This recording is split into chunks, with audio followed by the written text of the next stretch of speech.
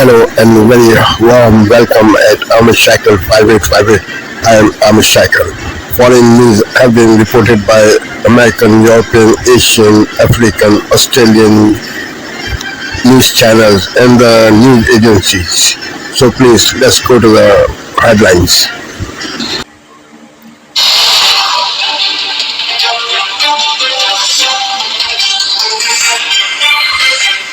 Thank you so much for streaming with us. I'm Faith Abube. Welcome to ABC News Live Weekend. Let's start with a look at your top headlines. The Coast Guard says in just the last 2 months, agents have seized more than 50 tons of cocaine off ships in the Pacific, and more than 80 people have been arrested. It's part of an operation they're calling Pacific Viper, which launched in early August and surged a Coast Guard fleet to the Eastern Pacific to intercept alleged members of drug cartels. And if you're a cinnamon lover, this next story isn't so sweet. The FDA is warning you might have a sprinkle of lead in your cinnamon. The agency listing 16 brands of the spice that have elevated levels of the poisonous heavy metal. Many of those brands issuing recalls, and health officials are urging people who are affected and who have the affected brands to throw out the spice. The full list of brands and affected lots are on the FDA's website. And take a look at this. A dog chews his way into a charger and nearly sets the house on fire. Incredible. You can see it here. 5-year-old Colton backing up from the battery as it starts to smoke. He runs upstairs and then the battery bursts into flames. The owner says the rug was ruined in the fire, but Colton is okay. Firefighters say this is a reminder to properly store your lithium batteries. And turning now to our top story, the stability of domestic food production is under threat. That's what the Department of Labor says about a potential food crisis in the U.S., adding that President Trump's immigration raids are contributing to the problem because fewer migrants are entering the country and the legal workforce is more limited. What could this mean for grocery bills and restaurant tabs? ABC's Maria Villarreal has more.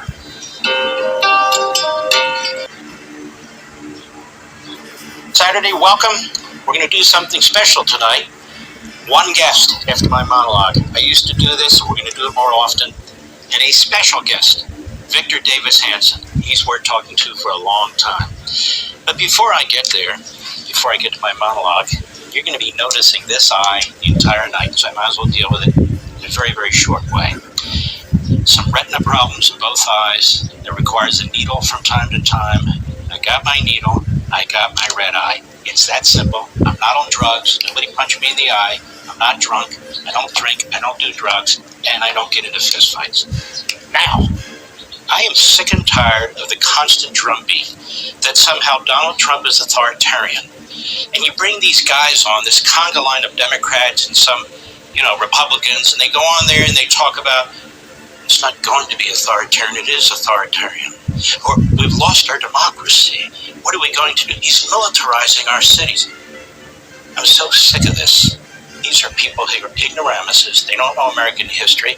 And the funny thing is, the shoe is really on the other foot. The Democrat Party is about sabotage, subterfuge, usurpation. That's what they're about. This is a Democrat Party, as a matter of fact, that wanted to pack the Supreme Court. They've packed the lower courts. Oh, that's very democratic. This is a Democrat Party that wants to eliminate the Electoral College. So all but the most populous states with the biggest cities, they are the only ones that have a say in our government. The incredible lawfare against the President of the United States when he was a private citizen, president, candidate, president again. We've been into that. The 1619 Project, which is a complete repudiation of our founding. All Democrat, DEI, CRT, a complete repudiation of our country. Groups like CARE. This group, CARE, is tied to Hamas, and there are other groups like that.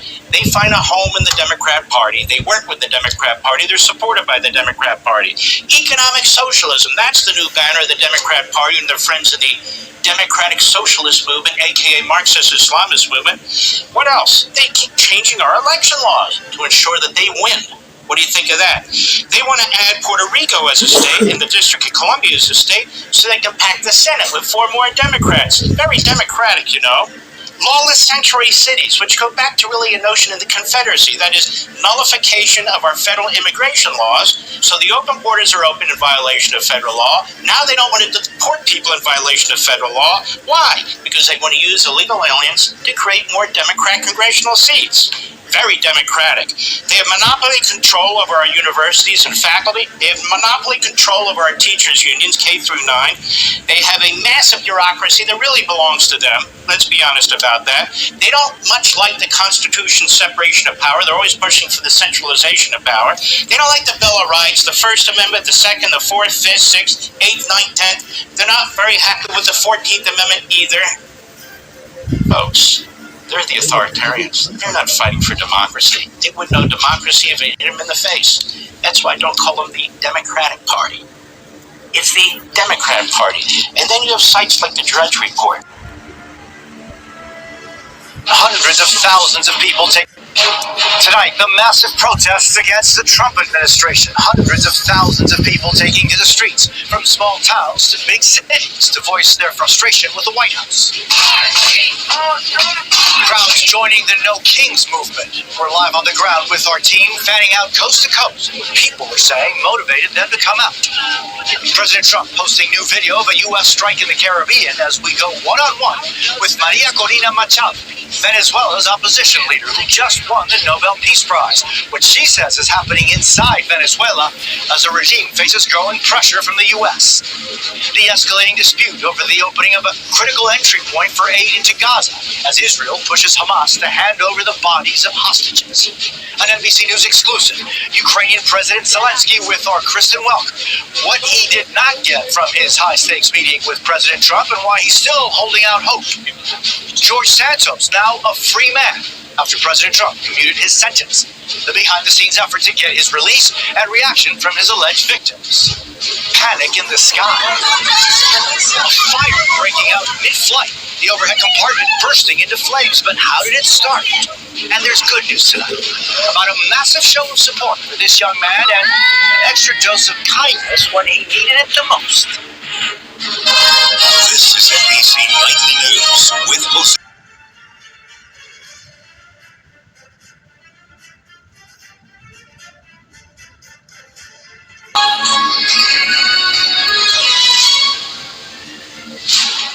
Hello, everyone. Good morning. It's 6 o'clock. Coming up on the show today, we're talking about how the NHS treats young people with mental health issues. And Nottingham Forest head coach Ange Postecoglou was sacked just 17 minutes after their side's 3-0 defeat by Chelsea. It's Sunday, the 19th of October. A young woman sent to 6 hospitals in 4 years before she eventually took her own life. Her dad says she was failed by the mental health system. Was, dare I say it, like, prison, keep her safe, but not give her any quality of life, take that all away from her. As new allegations surface about Prince Andrew, he's set to be ostracised from all royal events. The government unveils its plan to go green and create more than 400,000 clean energy jobs. 2 British rowers claim the record as the first female pair to complete a crossing of the Pacific Ocean. And Arsenal stay on the Premier winners.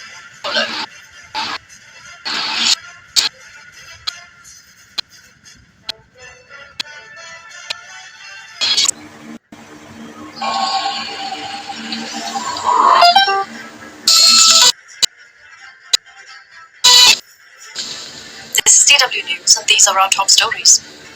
Americans are taking to the streets in cities across the United States to protest what they see as the country's slide into authoritarian rule under President Donald Trump. More than 2,600 demonstrations are planned coast to coast, including near Trump's Mar-a-Lago residence in Florida, where he is spending the weekend. Hundreds of mourners have been injured at a memorial for the former Kenyan Prime Minister Raila Odinga. Large crowds gathered in the western city of Kisumu to see the body of the popular former Prime Minister. 5 people died at earlier ceremonies in Nairobi. Odinga was a revered figure with a passionate following, honored for his decades-long campaigning for democracy and civil rights. The Israeli military has received the remains of 2 hostages taken in the Hamas terror attacks 2 years ago. Coffins were handed over to the International Red Cross in Gaza late on Saturday. As part of the ceasefire agreement, Israel on Saturday returned 15 bodies of Palestinians to Gaza, bringing the total it has returned to 135. This is DW News from Berlin. You'll find much more on our website, that's dw.com.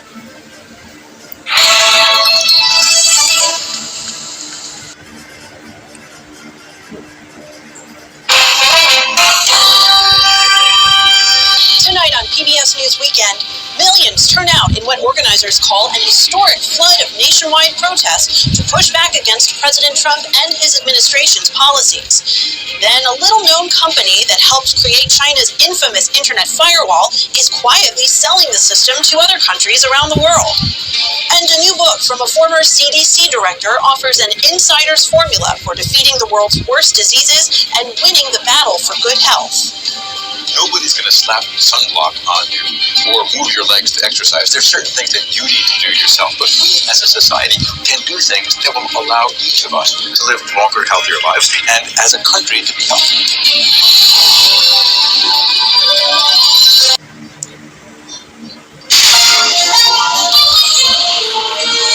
Saturday night, millions expected to march against the Trump administration.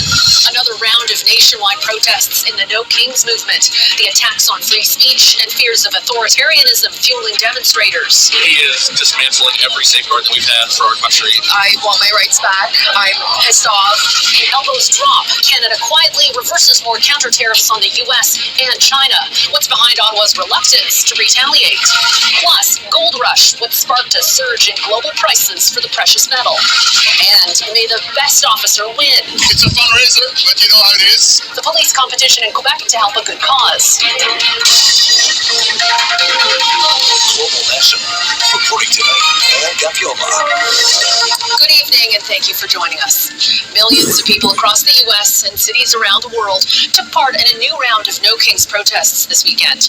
The mass movement, spanning more than 2,500 demonstrations, drew massive crowds. Demonstrators are calling for an end to what they describe as authoritarian rule, accusing President Donald Trump of abusing his power. Republicans have dismissed the events as hate America rallies. Programs. Paul Rees, one of the 200 France 24 correspondents around the world.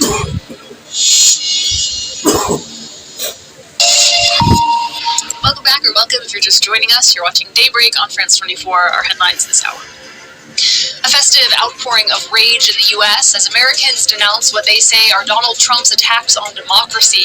Organizers say 7 million people turned out nationwide in all 50 states, including near Trump's Florida residence, where he is spending the weekend. Hamas returns the bodies of 2 more Israeli hostages. It brings the total number up to 12, but over a dozen remain unaccounted for. Benjamin Netanyahu says Gaza's key Rafah border crossing will remain closed until more bodies are returned. And Bolivians vote this Sunday in a presidential runoff that is set to end 2 decades of nearly continuous left-wing governance. It pits centrist Rodrigo Paz against conservative Jorge Quiroga, and it comes as Bolivia is facing its worst economic crisis in decades.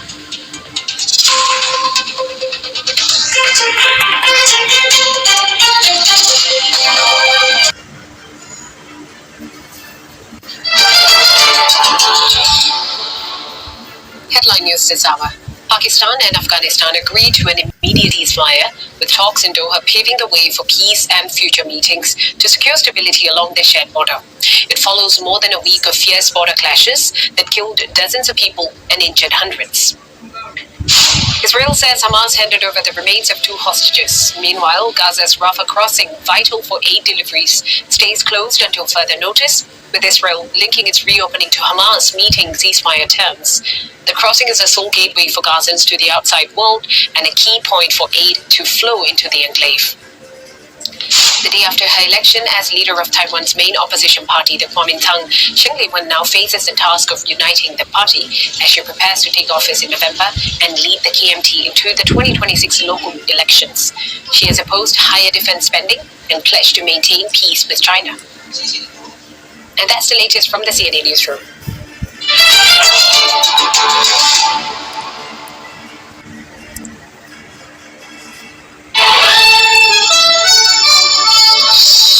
Protesters unite nationwide denouncing President Trump and his policies.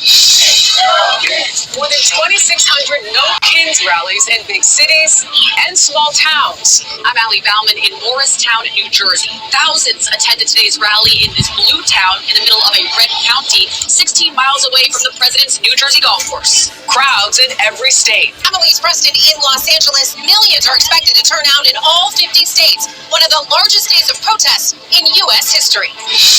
Also tonight, tensions flare over ICE tactics. I'm Camilo Motoya-Galvez in Portland, Oregon, where we rode along with ICE agents carrying out President Trump's dramatic crackdown on illegal immigration.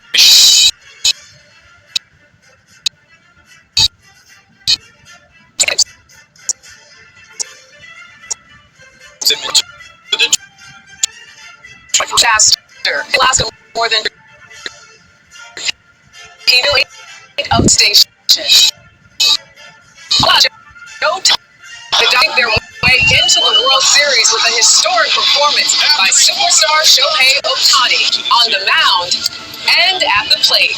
Ohtani did it! Ohtani!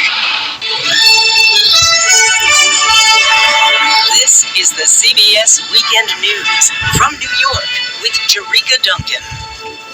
Good evening, everyone, and thank you for joining us on this Saturday. Today, organizers say at least 7 million Americans took to the streets protesting what many called an abuse of power by President Trump. House Speaker Mike Johnson called it, quote, the Hate America rally. Here in New York City, police say 100,000 people turned out at multiple marches. They report no arrests. There were more than 2,600 events from coast to coast. They are all part of the No Kings movement, which accuses the president of behaving more like a monarch than an elected official. CBS's Elise Preston in Los Angeles leads us off tonight. Elise. Jerika, thousands have turned up here in downtown Los Angeles to express their fear and frustration with the administration. Their message, no monarchs in America. I want to be able to tell my future children that I was here, that I stood on the right side of history. The nationwide rallies are in response to what organizers call an abuse of power by President Trump. ABC and iView.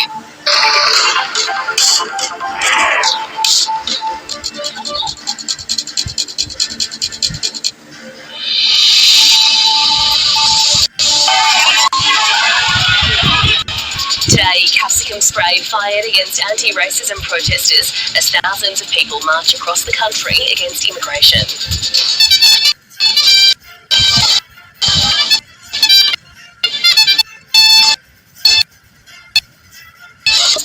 Party Cox disappointed Barnaby Joyce won't recontest his seat amid speculation he could defect to One Nation.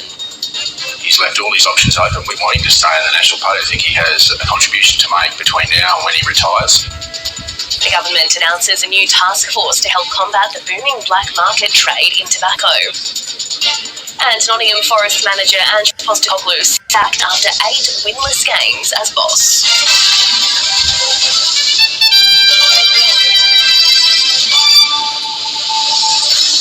Hello and welcome to ABC News. I'm Melissa McKay. A second round of anti-immigration rallies is kicking off in Australian cities today. The so-called March for Australia is demanding the government end what it calls mass immigration. At the same time, counter-protests are also taking place in some cities. Fiona Willan is at Sydney's March for Australia protest.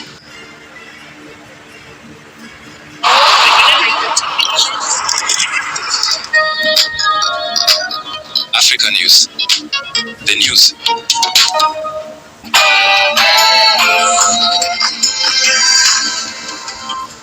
Good morning. A GB News exclusive reveals how much Prince Andrew allegedly paid for Virginia Giuffre's silence. The only British journalist to have access to Virginia Giuffre's memoir ahead of publication next week spoke to our very own Bev Turner on Late Show Live just hours ago.